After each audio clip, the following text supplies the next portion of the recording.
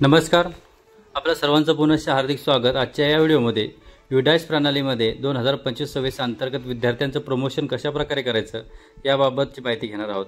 प्रथमतः कोणत्याही सर्च इंजिनला किंवा गुगल सर्च इंजिनला गेल्यानंतर युडाइस 2025-26 प्लस आपण असं टाकून त्यानंतर लॉग इन करायचे। लॉग इनच्या आधी आपल्याला समोर अशा प्रकारचा एक इंटरफेस येईल ज्यामध्ये log in for all modules आहेत। त्यामध्ये log in for directory, user management, profile and facility, teacher, student module, report module. आपल्याला स्टुडंट मॉड्यूल यावरती क्लिक करायचं आहे। यावरती क्लिक केल्यानंतर आपल्यासमोर अशा प्रकारचा इंटरफेस येईल। हा इंटरफेस आल्यानंतर आपल्याला 2025-26 यावरती क्लिक करा।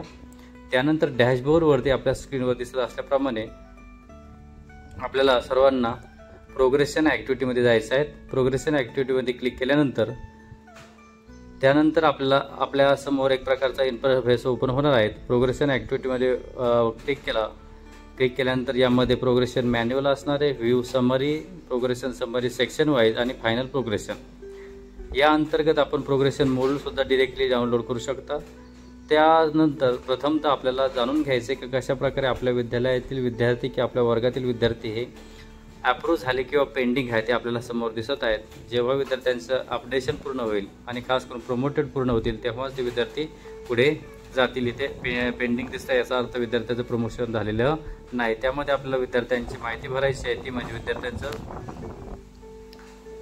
नॉट डिफाईन वगैरे सर्व आपल्याला डिटेल टाकायचे व त्यानंतर आपल्यासमोर अशा प्रकारचा इंटरफेस येईल। त्यामध्ये प्रोग्रेशन समरी सेक्शन वाईज आणि खास करून फायनल प्रोग्रेशन या सर्व गोष्टी आपल्याला दिसत आहेत।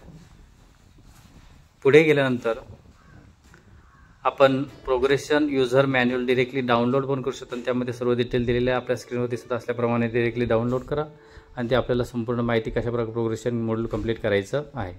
त्यानंतर आपण पुढे जाऊया। पुढे गेल्यानंतर आपल्याला progression summary section wise academic year 2024-25 दिसत आहे। त्याप्रमाणे ते संपूर्ण मागच्या वर्षाचे आहेत, त्याला प्रोग्रेशन करायचं आहे। 2025 मध्ये जाणार।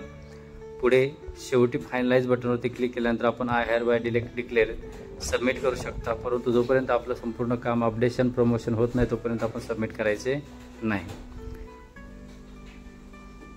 प्रोग्रेशन मॉड्यूल या बटनवरती या बटनवरती आपल्याला क्लिक करायचं। गेल्यानंतर आपल्या समोर अशा प्रकारचा एक इंटरफेस येईल। त्यामध्ये सिलेक्ट क्लास आणि तुकडी वगैरे येणार आहेत। तर प्रथमतः आपण एका तुकडीचा विचार करूया।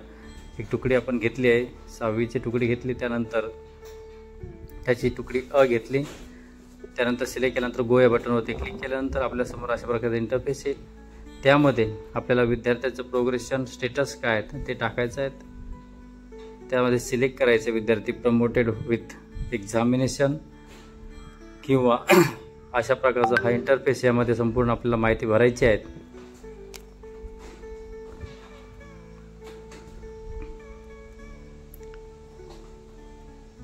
विद्यार्थी शाळा परीक्षा पास झाले, नॉट प्रमोटेड आहेत किंवा 3 इंटरफेसपैकी एक टाकायचं आहे।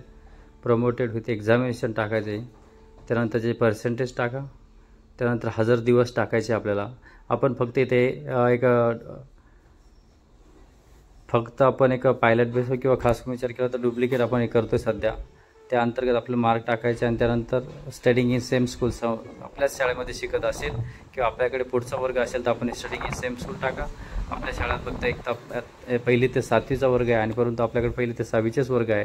तर 7वीचा वर्गाचा विद्यार्थी आपल्या शाळेत नसेल, म्हणजे आपल्या विद्यालयामध्ये युडाइसमध्ये 7वीचा वर्ग नसेल तर आपण पुढे लिफ्ट विथ स्कूल टाकू शकतो किंवा विदाउट TC टाकू शकतो। त्यानंतर सेक्शन वगैरे निवडा आणि अपडेशन करायचं आहे।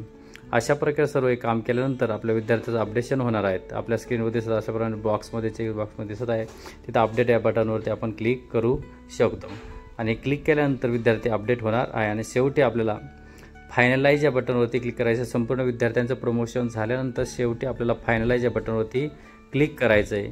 फायनलाइज बटनवरती क्लिक करण्याच्या आधी पूर्ण आपल्या विद्यालयातील आपल्या वर्गातील प्रत्येक वर्गवाईज संपूर्ण विद्यार्थ्यांची माहिती अपडेशन झाली आहेत का, त्यानंतर आपण फायनलाइज करायची। फायनलाइज करण्याच्या आधी प्रथमतः प्रोग्रेशन समरीवरती आपण जाऊ शकता आणि त्यानंतर फायनलाइज केल्यानंतर शेवटी आपल्या अशा इंटरफेसवरती येणार आहोत जिथे आपल्याला संपूर्ण माहिती फायनलाइज झाल्यानंतर सबमिशन करायचं। सबमिशन केल्यानंतर आपल्या बॉक्समध्ये दिसत असल्याप्रमाणे प्रमोशन मॉड्यूल फक्त म्हणताना डिॲक्टिवेट टू युअर स्कूल. एकदा आपण फायनलाइज केल्यानंतर आपलं प्रमोशन मॉड्यूल डिॲक्टिवेट होणार आहे.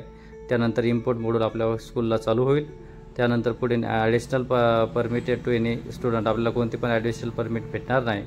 पुढे activities to the student academic year into your school, आणि खास करून ज्या ॲक्टिव्हिटी आहेत करंट ॲक्टिव्हिटी त्याच चालू होतील आपल्या विद्यार्थ्यांसाठी. Once the progression module has been mark as completed it. लक्षात ठेवा, एकदाच फक्त प्रमोशन मोड कंप्लीट केलं आणि मार्क केलं तर परत रिॲक्टिव्ह होणार नाही किंवा रिओपन होऊ शकत नाही. त्यासाठी संपूर्ण माहिती क्लिअर करूनच आपण भरायची आहे. अशाच प्रकारचे व्हिडिओ बघण्यासाठी आमचा चॅनल सबस्क्राईब करा.